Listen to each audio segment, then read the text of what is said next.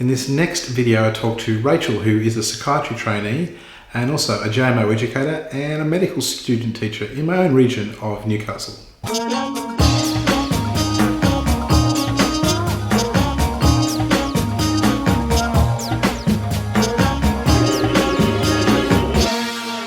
So when you step up to the specialty trainee role, you're often taking on more responsibility for both patients and members of your team, including other trainee doctors.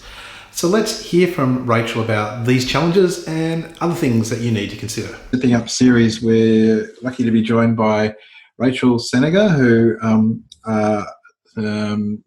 small confession, also happens to be my education registrar at the moment. So hello, Rachel, how are you? Hi, I'm good, thanks. We Thanks for might having me. get you to explain the gaming chair shortly. Sure.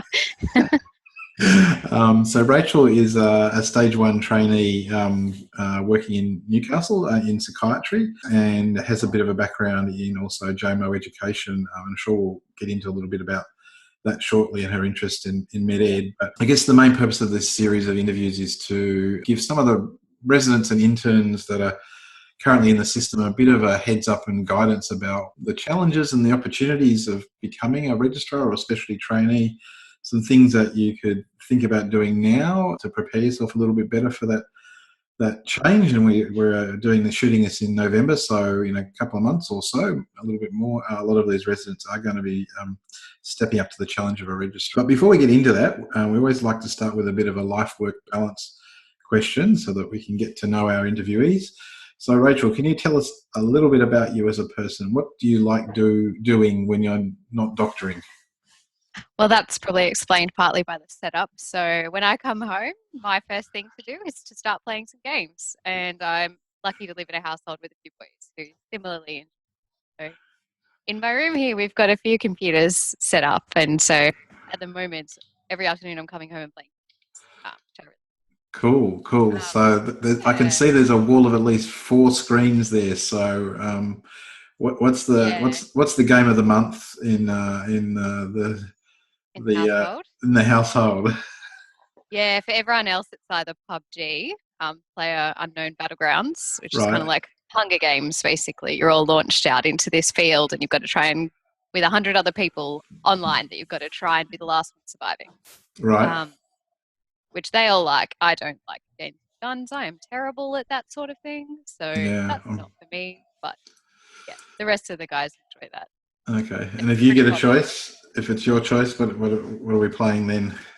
Yeah, well, usually I play, as I said, Guild Wars. So an open world game, role play game, just exploration in a cool world with an interesting story. So those sorts of games. So, so these are all multiple, massive online role-playing games, I guess. Genre, is that the? Yes. Yeah. I used to do World of Warcraft a little while ago, but I gave that up for other things. They can be very captivating, and it's very similar. And time. Cool. All right.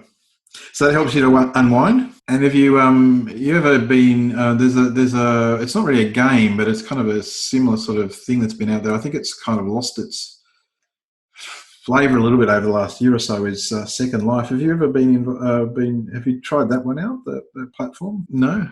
Now the reason I ask is that I know there was a Australian psychiatrist who set up an entire mental health hospital inside Second Life. So this is like this avatar world that you can go in and do a whole range of things. So there's a bit of move to virtual reality in psychiatry that I'm aware of in terms of even teaching people about their own condition, etc. Anyway, so we'll hop off the online gaming. So what attracted you to a career in medicine then, Rachel? Yeah. So if we can go back to why you decided to become a doctor, what was the main attraction? So the answer to that was that I've always loved science, and doing that through high school, that was kind of all of my favorite kind of subjects were around that. But I really liked people, and I was a prefect, I was our charities organizer, I did lots of different things. So I needed something that fitted both of those two. And small confession amongst that was that I also wanted something that if I wanted to, I could go back to the country, because that's where I grew up. And I wanted something that was a portable degree that was employable. So it was kind of a mixture of things that I enjoyed and also the practicalities of wanting to have a job at the end. So it's kind of a combination of those things. And I guess the fact that people was what drew me to medicine, to be able to still do some science, kind of makes it not surprising that I'm in psychiatry now. Yeah, you've preempted my next question. I guess you mentioned there the portability of medicine as a job and the employability, and I think that's something we sometimes we forget when we're thinking about things like getting into specialty training. There's this big worry amongst doctors that am I going to get the next job? And one of the messages I always give to trainees is that you may not get the actual job you desire in medicine, but you're probably going to get a job. And usually a job that you don't mind. So it is a good career to get into, and you shouldn't feel so disappointed if you miss out on a particular specialty, particularly some of the more competitive ones. No, there are so many different fallback options in medicine that you're never going to be completely unemployed. And did you? Unless you choose to be. Yeah. Well, and some people choose to do other things as well, and that's cool. Yeah. Exactly. So that's fine. And so did you have a plan B other than psychiatry? Were there other things that you thought about? Well, yeah, my other plan B was actually to do teaching, because that still kept the science in the people. So I would have been a math science teacher. That was kind of my other thing, which I guess is why it's not that surprising that I'm in education reg now. So and we've really been enjoying having Rachel help with the JMO training. She's really got into a lot of issues and has a real passion for it, which is really good. I think that's the key thing with teaching. You need to be passionate about it. There's a lot of other components, but you have to have that passion, which is really important. Absolutely, yeah. So you sound like a little bit like me. I'm a psychiatrist as well, as most people know. Psychiatry is kind of the thing that you were thinking of even in medical school, I take it. So medical school, I think, it wasn't necessarily up there on my list before medical school, because I'd never had any interactions with psychiatry and didn't really know anything about it, because from the country there's not that much psychiatry around. So it wasn't something that I'd ever really had any kind of interaction with until medical school. But I particularly had a really, really good medical school placement in my 5th year with a community team in Newcastle. And I really, really enjoyed that. I got to work with lots of different members of teams who all had such important roles, got to go see people in their homes, which was very humbling. And just see what a difference could be made to some people, especially the ones that you saw coming back each week, who were quite unwell to begin with and were doing a lot better down the track. Yep. That's the good thing about psychiatry is if you do get to see people for the long term and see them improve. And as you say, I think one of the advantages of a psychiatry training is the opportunity to do a lot of training outside the hospital or in just different types of hospital settings, which sadly you don't get with a lot of other specialties these days. A lot of it's hospital-based. Even the outpatient work is diminishing a little bit in some areas. So, it gives you a lot of variety, doesn't it? Absolutely, yeah. There was never a dull day, I think we say all the time in psychiatry. That's kind of our motto, isn't it? But it rang very, very true. Because, at that point, I was kind of deciding between GP or psychiatry, not wanting to hone in too much, but I enjoyed it so much and realised that there was never a time that I would be bored. And psychiatry. It's interesting the impact of a good experience can have on a student or a trainee. I've seen a lot of this. There's a fair bit in the evidence as well that a good experience in a certain area can really sort of solidify their choice to go down a certain direction. We've been focusing a lot on a lot of that in our own psychiatry program for many years, because we're aware of the need to expose students and JMOs to not like a sugar-coated experience, but a positive-ish experience in psychiatry, show them some of the not so good bits, but some of the good bits, and that's helped. And so it sounds like you're a bit of a product of that kind of emphasis, I guess, in a way. Absolutely. Yeah, I was really lucky then that I had a registrar and advanced trainee at the team who'd also been teaching fellows before. So they were very, very passionate about psychiatry and kind of really took me under their wing, which was really, really nice. Yeah. Cool. So now this is basically your first year as a registrar. Is that right? Yeah, absolutely. So this it's is my you should be able to remember all of it then. I can, yeah. So in psychiatry we do 6 month terms, and my first term last semester was in a general acute adult ward, which is a very unsurprising allocation, as we have to do adult psychiatry for our first year of psychiatry training. And so that was quite busy as to be expected. But you learn a lot, and you particularly see, I guess it's a good place to start because you tend to see the sickest of the sick, and from then on that helps you recognise when people are unwell, because you've seen those patterns before. And you do get to see people get better, and the beauty of it being 6 month terms is you do get a fair bit of continuity, which is really good. Not just continuity with the patients, but also the team that you're working with and your supervisors and absolutely. Yeah. So you get to learn how, because every ward is different. Like even if, where I work, there's 2 general adult wards, which are, if you look at the layout, exactly the same on opposite sides of one building. The only difference between them is that the patients, in theory, are allocated on their geographical location. But the teams themselves, I've worked in both of them, both as a registrar and then in the other ward as an intern. That was actually my first ever job. They run very differently. Similarly, their community teams, which you have the interface with, run very differently. So it's a new experience every ward, even if it's 2 general terms. Yeah, and I guess that's a unique feature of psychiatry, is there's all these sort of options when people go back out of hospital that, in most other specialties it's pretty much GP specialist maybe, but there's community teams. We spend a fair bit of time trying to deconstruct some of the mnemonics that we assemble for some of these services. Yeah, all the different non-government organisations, everything. And there's a mnemonic for just about everything. And they change every year. Takes a while to get your head around them, and then they change. So it does. But I guess the good thing is you're always part of a team in psychiatry, so you don't have to know everything. There's usually someone else who knows the mnemonics, and they will let you know. And who to refer to, which is helpful. So do you think it was a big step up for you becoming a registrar this year? What did you think? Yes and no in some ways. I mean, I was part of our accelerated program for psychiatry trainees as a JMO and as a resident, which I was told about from those registrars in my medical school training. So I got lots of placements. In fact, I think over the 2 years I had 5 placements. 5 placements, as well as a drug and alcohol term.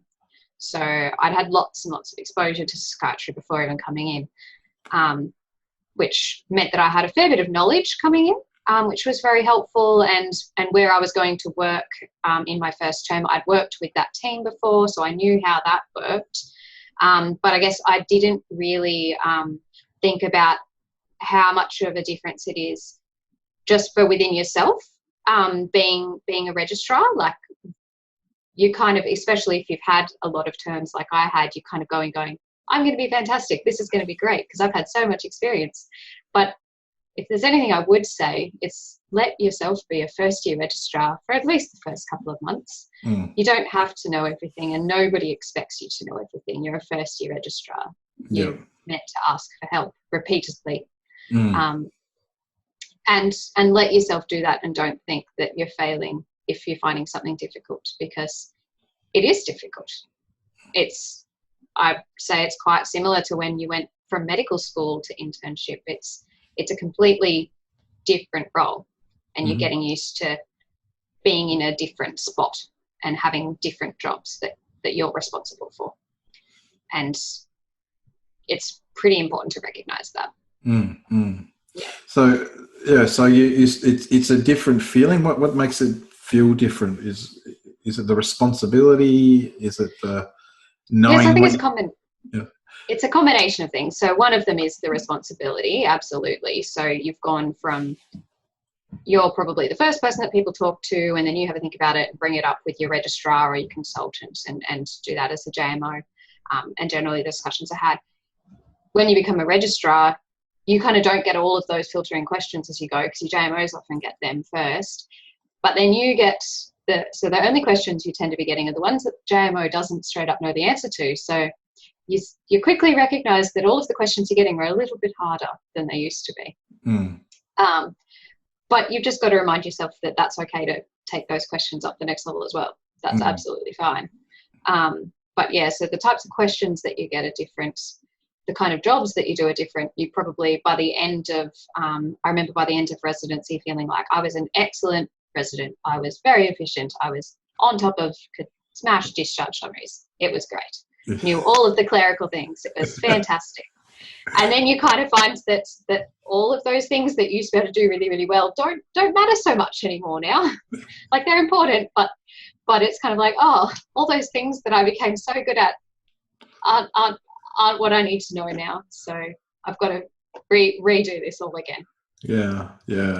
And it's, I mean, acute psychiatry wards, pretty much like most other wards, are.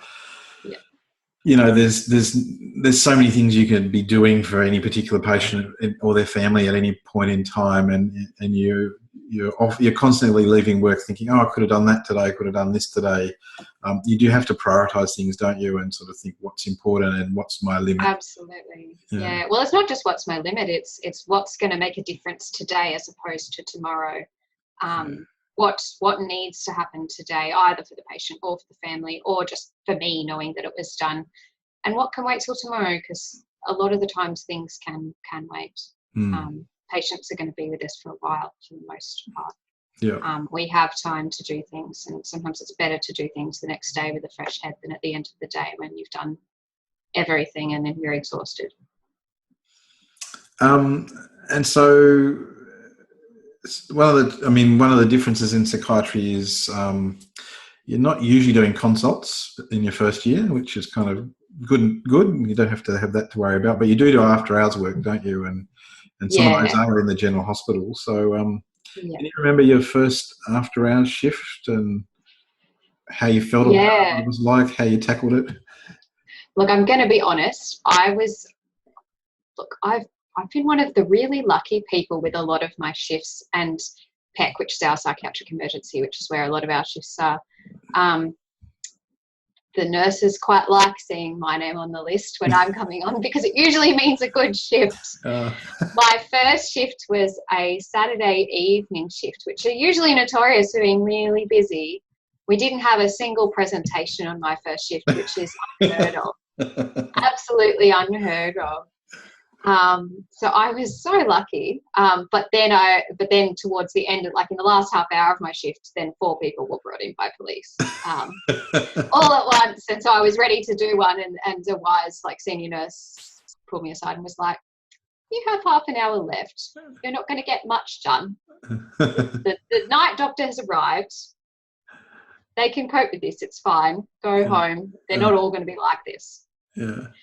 And they were right, because I've had some shifts that have been really, really, really busy. But overall, I've been really lucky. I guess it depends on what your after-hours shift is and what the setup is for that.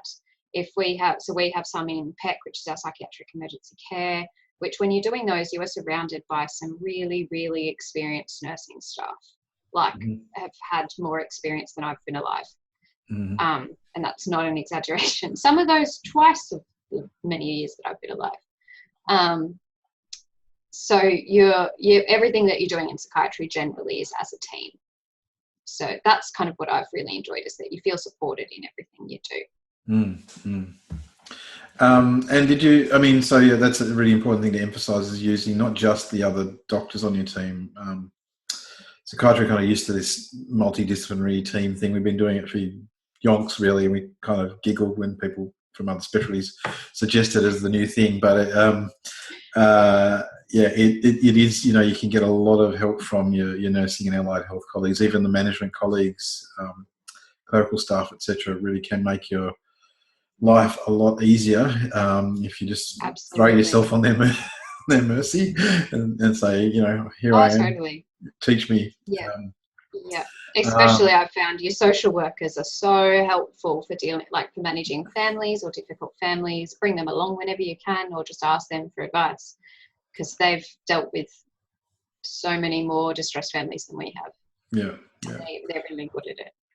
So I'm guessing you'd recommend people think about being humble when they step up to the role, and Absolutely. It's about recognising, well, pretty early on, sort of figuring out which staff you trust and find will be really helpful, which will be the majority. But of course, with any area, you've kind of got to work that out for yourself and work out which ones you feel most comfortable working with in terms of like getting advice from or similar working styles. But yeah, absolutely be humble. You're probably the least experienced member of the team. And just on that experience, you mentioned that as a registrar, you get different types of questions, different things that you expect to be able to do or cope with. Can you remember if there was anything in particular that you felt you're asked to do, had to do, but kind of thought, oh, this is completely foreign. I've maybe seen people do it, but I've never quite understood the process? Yeah. So yeah, it's generally the Friday afternoon voluntary patients requesting discharge, and that kind of generally gets landed on you. Yeah. Quite often by then your consultant's gone to a clinic or something like that. So that's kind of on you. And as a JMO, I didn't get that quite as much. I think that must have just gone past me and gone to the registrar. Or if it did, I always had a registrar there for support, because those sorts of decisions should be made as a team.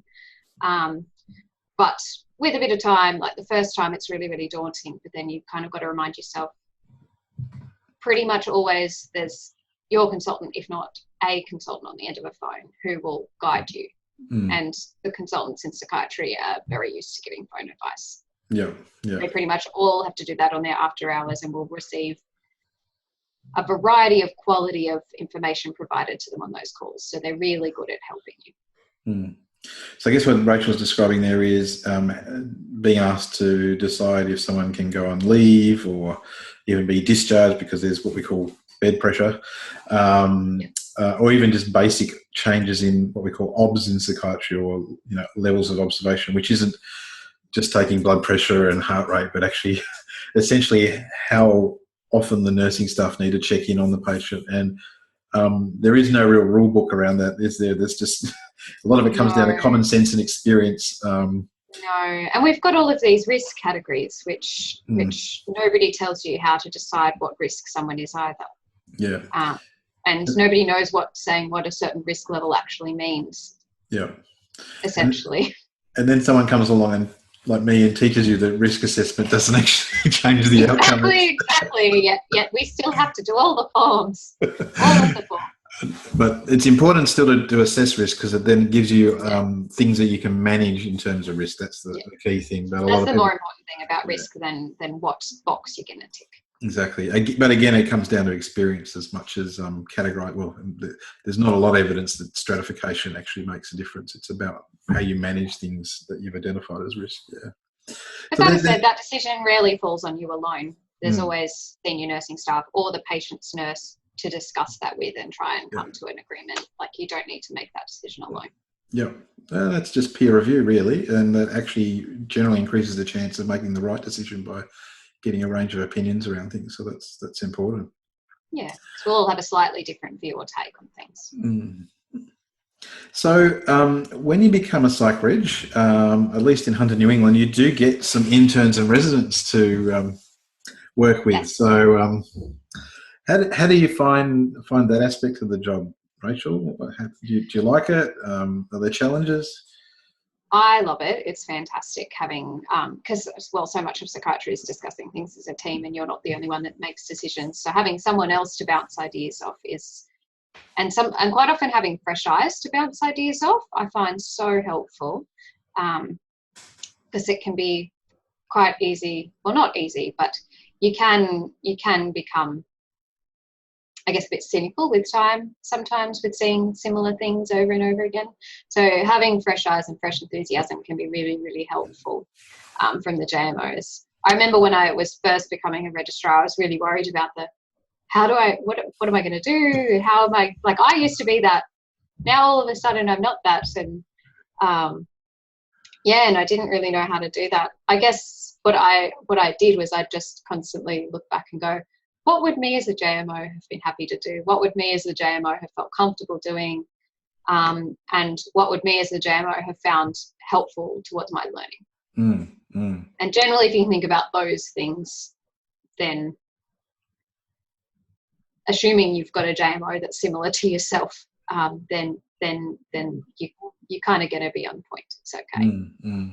What if you get a JMO who's a little bit different to you? It's not unusual, for example, to get JMOs in psychiatry who perhaps are less interested in psychiatry or have already decided on another career. What do you do with someone like that?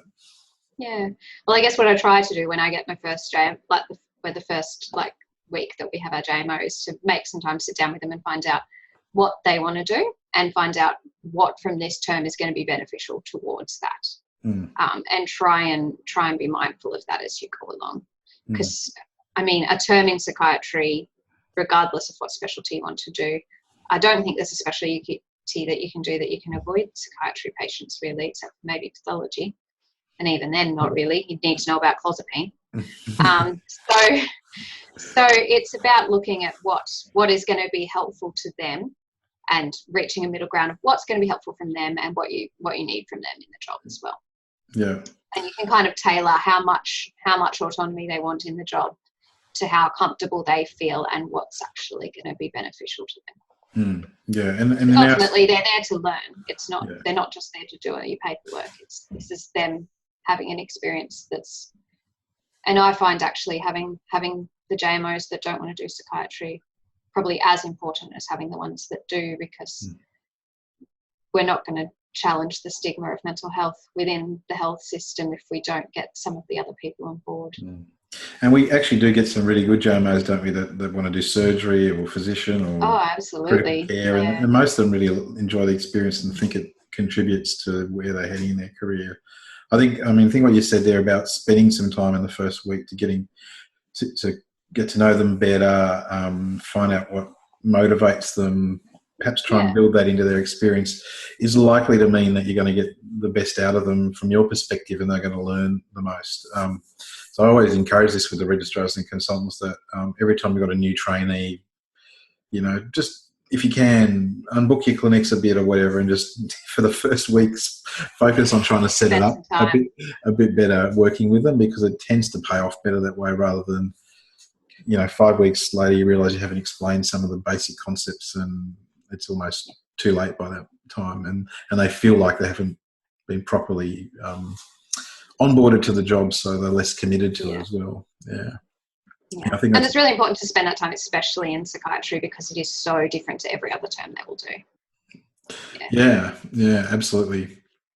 And so what about managing yourself as a registrar? Because you mentioned you get different questions. You tend to, even in psychiatry, we get more patients as a registrar, and so the amount of time you get to spend with your patients is reduced. How have you found that challenge? Have you come up with any sort of strategies to manage your own time?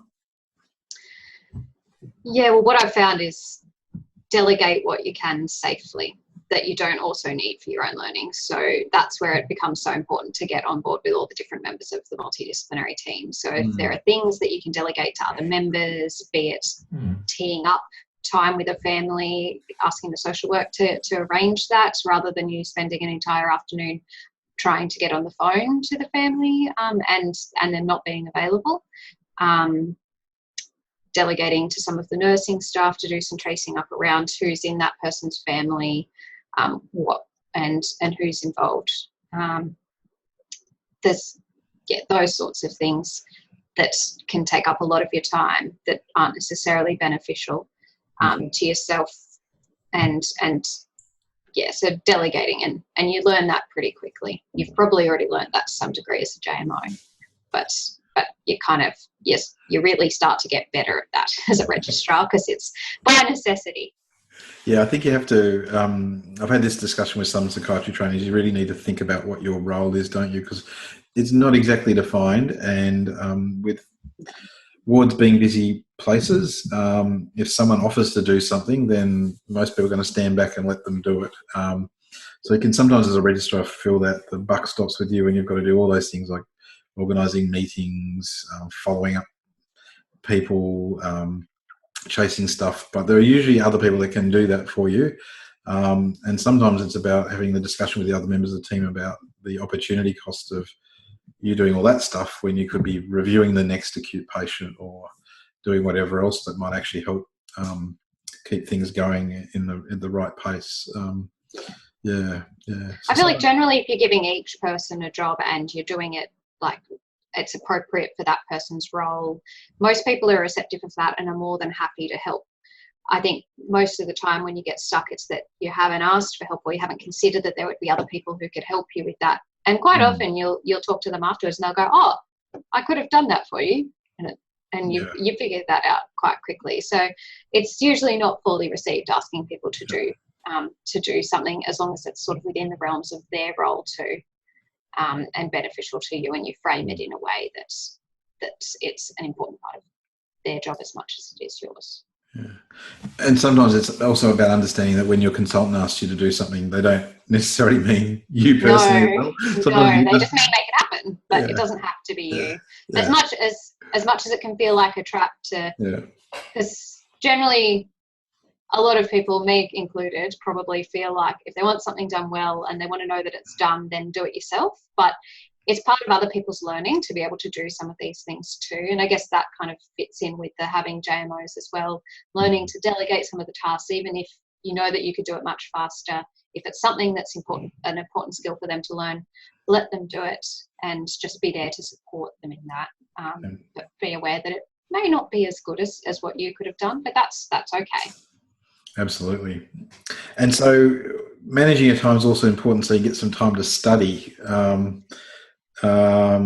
Being a trainee is kind of, when you're a pre-vocational trainee, you don't have to, I mean, you do have to do a bit of reading and looking up things, but there's no sort of college exams writing on it. This is kind of the next phase where it's a bit different to being a medical student, where you're working and studying at the same time.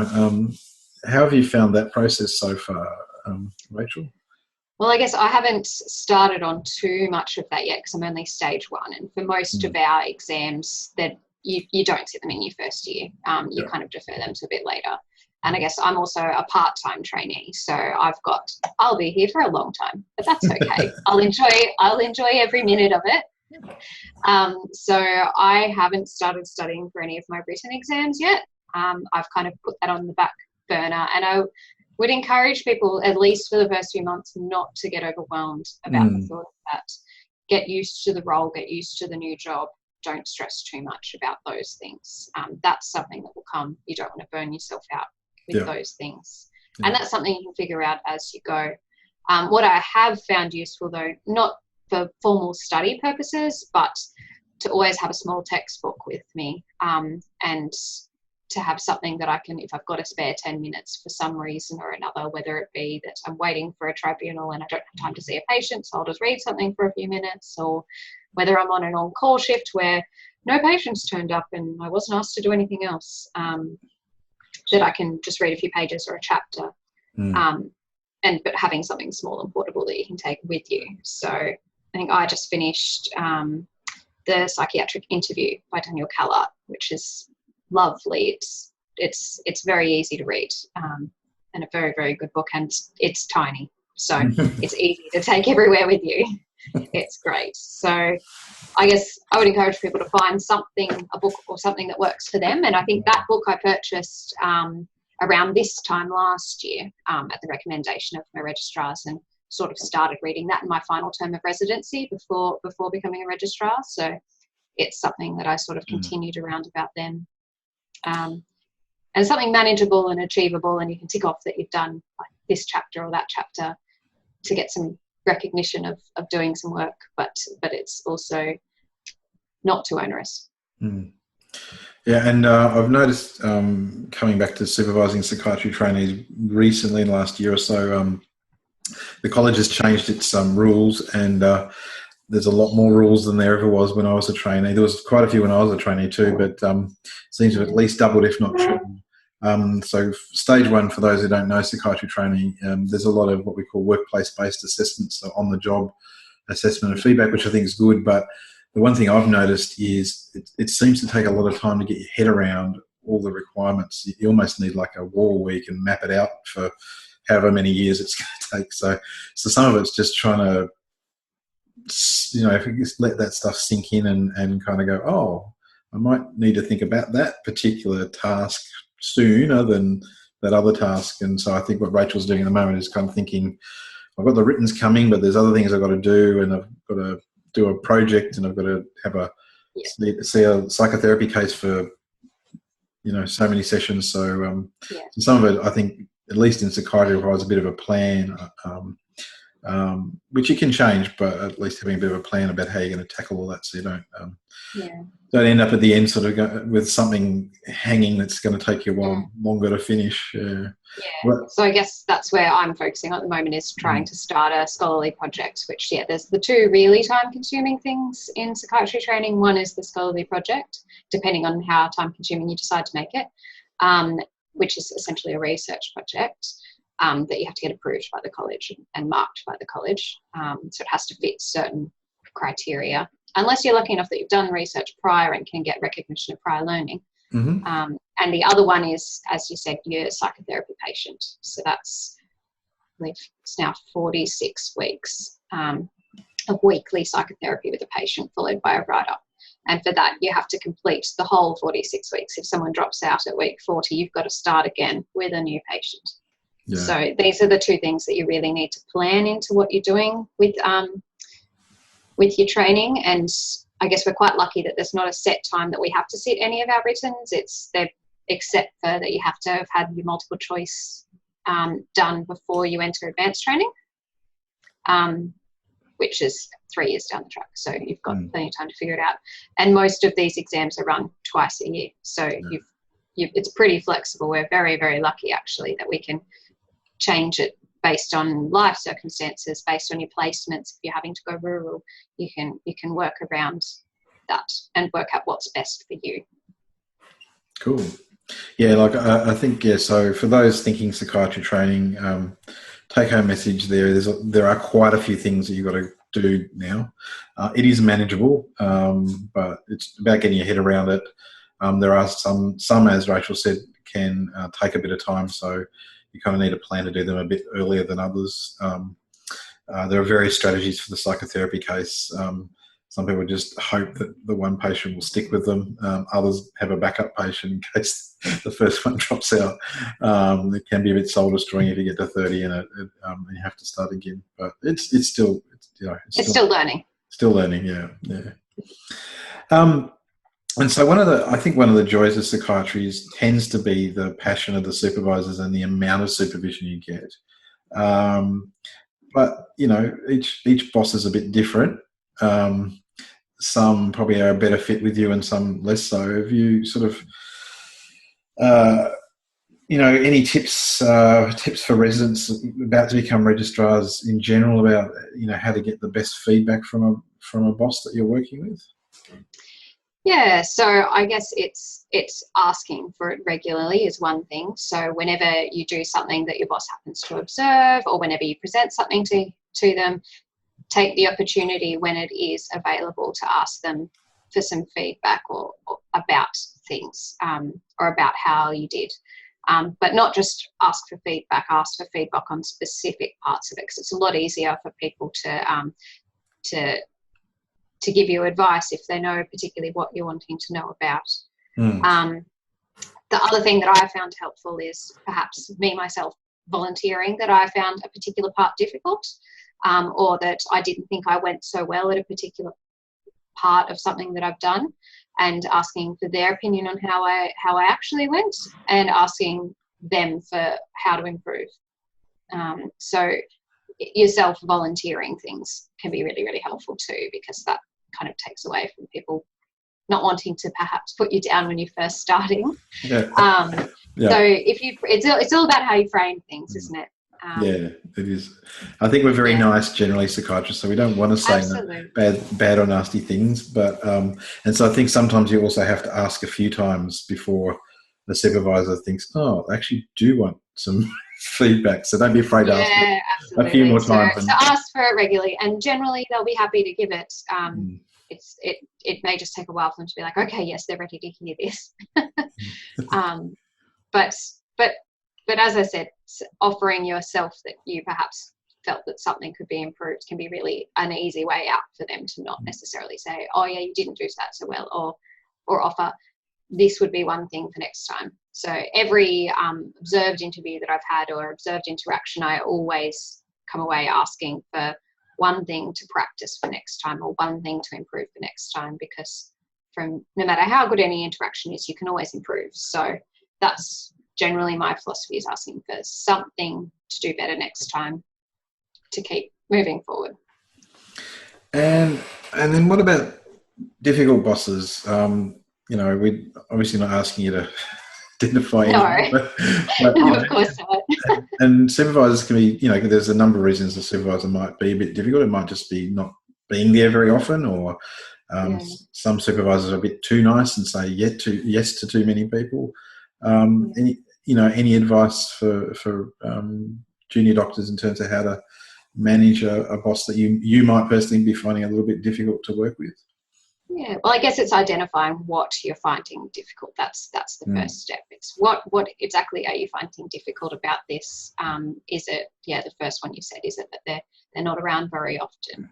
Well, that in itself can be a learning opportunity that you'll get to see a lot more patients yourself and get to make a lot more decisions. I guess it's making sure that you feel comfortable and supported in that, and if they're not physically available, that they're available on the phone a lot. And you'll find that you'll actually, I know I've found that I grew a lot more and was able to do a lot more things when I didn't have consultants around. And that period of time without consultants being around, because in psychiatry, I guess we don't see our patients every day like every other part of medicine, and the consultant certainly doesn't see patients every day. So that's part of our learning in and of itself. So I guess it's making the most of that, trying to make that a positive thing where you can. Of course, if that just gets too far, it's knowing where to go from there and where else to seek help. So it's if they're still not available by the phone, there's usually, for a lot of wards, there'll be another psychiatrist who's usually pretty happy to offer you some advice or assistance if needed. And then there's usually someone next up, or the good thing about being in psychiatry training is we always have a director of training who is usually I know ours is very available and very approachable and is more than happy to be helpful whenever needed. And on occasions I have, when I haven't been able to find anyone else, gone to him. And that's been really good. So it's remembering that even if your boss isn't around, you're not alone. Yeah, so sometimes the issue is that you can't solve the problem with the boss, but maybe there are other people that can help you solve the problem too. So don't just think that has to be always your supervisor that you turn to. They may have a lot of strengths, but sometimes there might be other people in the service that can help you with a particular issue. And a lot of supervisors don't mind if you go to other people for assistance in areas that they feel not so good at as well. Yeah. The other thing to think about for that scenario is, does the decision need to be made today? A lot of the time it doesn't. And a lot of the time we can find a way to defer decisions safely. So it's recognizing that that's another option too. I guess if you've then the other issues you can have with bosses is you can have one that you may not necessarily agree with their style sometimes. And so that's still a learning opportunity. I like to turn everything into learning opportunities. That's the education in me. But yeah, so you can find from that things that you don't like particularly, and within yourself explore why. What don't you like about that? And if necessary, you use that as an example of something not to do. Once again, there's always other people to turn to if you need help around that as well. So, but it's navigating, I guess, the political correctness of going above your boss sometimes can be an issue as well. If it's not understanding why a boss has made a particular decision, that in itself can be an opportunity for learning as well, because it could be that you just don't understand why, or they haven't explained to you exactly why that decision, or it could actually be that they might not have some of the information that you do. So asking why, or asking from your own learning perspective, is a less threatening way of doing it as well. Yeah. I don't understand why this particular medication or why this decision. Could we go through that to help me understand? Is really, really important. Particularly for if you're taking, like we have an intersect with legal in psychiatry as well, which is quite unique. If you don't understand why you're presenting someone for example, a community treatment order or for an extension, really asking your boss those questions is important, because generally the tribunal will see it on you that you don't think it's necessary, and they will pick you for that. So it's important to ask those questions of your team beforehand. Yeah. And occasionally the boss will turn around and go, look, you've introduced some new evidence there, and they will change their mind, because sometimes you do actually know a bit more than the boss. You're on the ground a lot more usually. Well, and also when you're coming up to your exams, usually, in my experience, the most psychiatry the 3 or 6 months after your written exams, and you're much more fresh in your knowledge than even the consultants tend to be. So, don't be afraid to ask why. Can you explain? But also, as you go on, I think don't be afraid to sort of suggest alternatives but also, as I think Rachel's been saying all along, do it as a humble way, as a learning experience. And sometimes what you can do is actually make your boss look good by actually improving their decision making sometimes as well, which is good. Yeah. So we're coming to the end, and we've really got one final question, which is around words of wisdom, Rachel. So a number of our doctors who would be watching this webinar are probably going to become registrars sometime early next year, and thinking about the change. And it can be a bit of a weird time. I remember it was a bit of a weird time for me, because I got my psychiatry job in about October. I think I still had a term and a half as a resident to finish up, and I was kind of, I just couldn't wait really.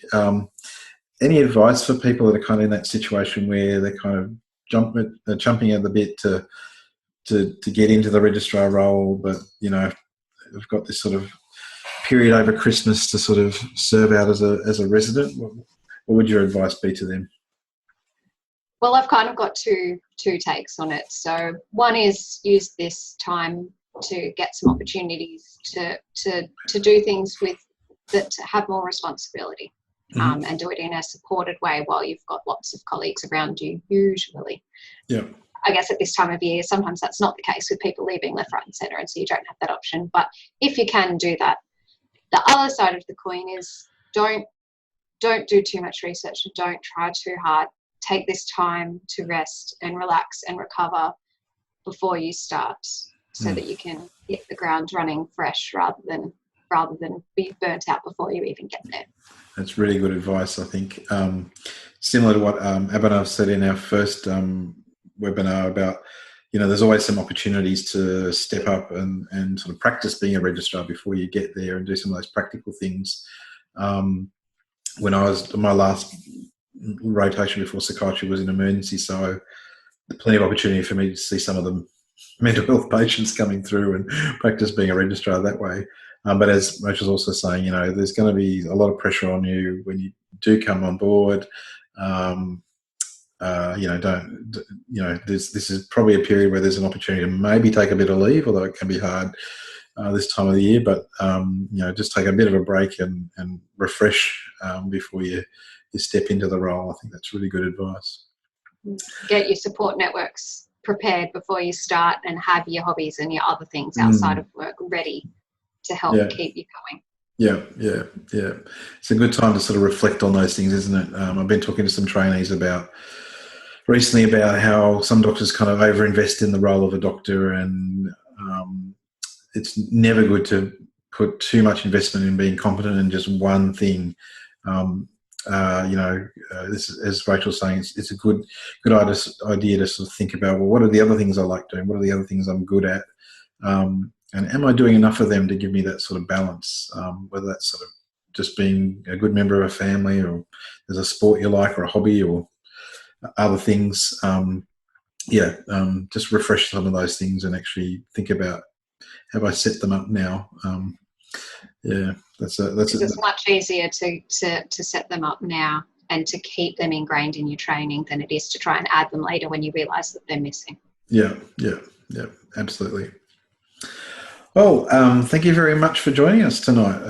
It's been really helpful, and I hope the junior doctors that watch this webinar find it useful too, with sort of a little bit more about the insight into what it means to become a psychiatry trainee, but also I think a lot of really good tips on making that transition as well. So thank you very much.